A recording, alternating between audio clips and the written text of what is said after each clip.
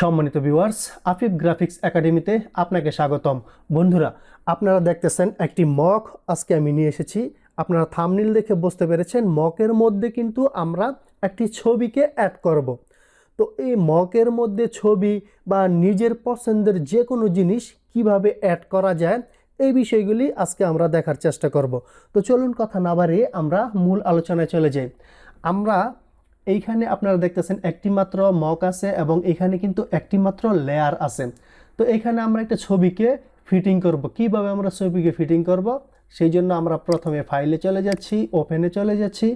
আমরা এই যে এই ছবিটিকে ওপেন করতেছি, এই ছবিটিকে, এই মডেলটিকে আমরা ওই মকের মধ্যে বসানোর চেষ্টা করব। তো এই ছবিটিকে ক্লিক করে মুভ টুল থাকা অবস্থায়, মুভ টুল সিলেক্ট থাকা অবস্থায় ছবিটিকে ধরে আমরা ড্র্যাগ করে এই ফাইলে এনে এইখানে এনে ছেড়ে দিচ্ছি। তো আমার ছবির রেজুলেশনটা একটু বড়, তাই আমি একটু ছোট করে নিচ্ছি,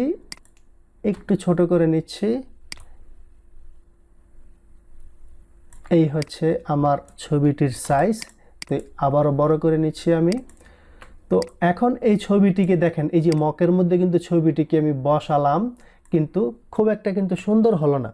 এখানে কিন্তু কোনো ধরনের সাইজ নেই, বোঝাই যাচ্ছে যে না এটা আলগা, এটা আসলে অরিজিনাল বাস্তব কিছুই না। তো এখন আমরা এইটাকে কি করে একেবারে পারফেক্ট ফিটিং করে বসাতে পারি সেই বিষয়টি আমরা এখানে দেখব। তো আপনারা এই ছবির লেয়ারে ক্লিক করার অবস্থায় আপনারা কন্ট্রোল টিতে ক্লিক করবেন, কন্ট্রোল টিতে ট্রান্সফর্ম করে নেবেন। তারপর আপনারা রাইট বাটনে ক্লিক করে এই যে এখানে দেখতেছেন ডিস্টর্টে একটি ক্লিক করে দিবেন। ডিস্টর্টে ক্লিক করার পর আপনারা এই কর্নারে ধরে একেবারে ছবিটি ঠিক অ্যাকুরেট যেই জায়গায় রাখতে চান আপনারা সেইখানে রাখবেন। আবার এই কর্নারে ধরে আপনারা অ্যাকুরেট যে জায়গায় রাখতে চান সেইখানে রাখবেন। এটা কিন্তু শুধুমাত্র ডিস্টর্ট করেই সম্ভব, ডিস্টর্ট করার ছাড়া কিন্তু আপনারা এইভাবে করতে পারবেন না।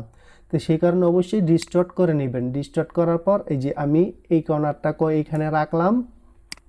এখন আরেকটি কর্নার বাকি আছে, এই কর্নারটিকে আমি এইখানে রেখে দিলাম। এখন আপনারা দেখেন আমার ছবিটি কিন্তু চারটি কর্নার যে আছে, চারটি কর্নারে কিন্তু আমার ছবিটি বসে গেছে। এখন এই ছবিটিকে আমার আরও সুন্দর করার জন্য আপনারা রাইট বাটনে ক্লিক করবেন, এইখানে রাইট বাটনে ছবিটির মাঝখানে।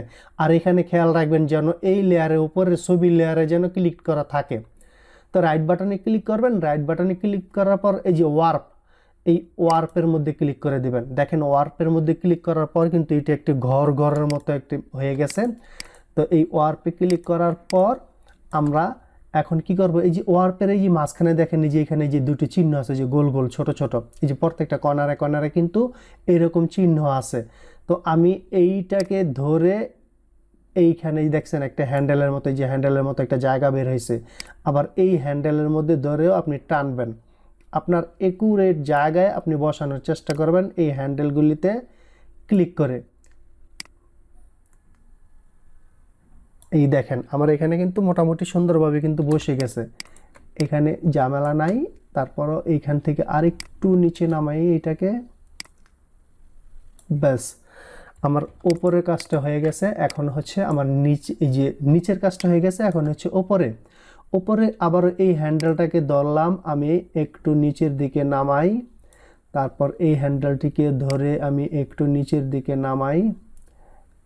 আপনারা নিশ্চয়ই দেখতে পারতেছেন যে আমি হ্যান্ডেলে ধরে যখন নিচে নামাচ্ছি এবং পারফেক্টভাবে কিন্তু আমার এটি বসে যাচ্ছে। এই তো এখন আপনারা এন্টারে ক্লিক করেন এবং দেখেন যে আপনাদের ছবিটি কত সুন্দরভাবে একেবারে নিখুঁতভাবে কিন্তু মকের মধ্যে আপনাদের ছবিটি বসে গেছে।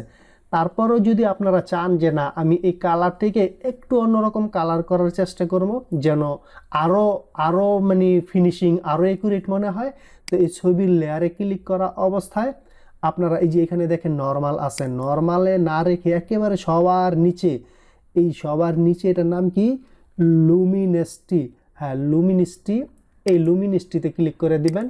তাহলে কিন্তু দেখবেন আপনার ছবিটি পারফেক্ট সুন্দর একটি পজিশনে আসছে, মনে হচ্ছে যে না আসলে এটা আপনার অরিজিনাল একটি মকের মধ্যে অরিজিনালভাবে ছবিটি বসানো আছে।